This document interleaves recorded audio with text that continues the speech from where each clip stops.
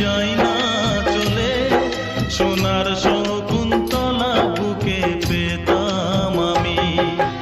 আংটি থাকুক না থাকুক তার আঙুলে, যেতাম না কখনো যে তাকে ভুলে।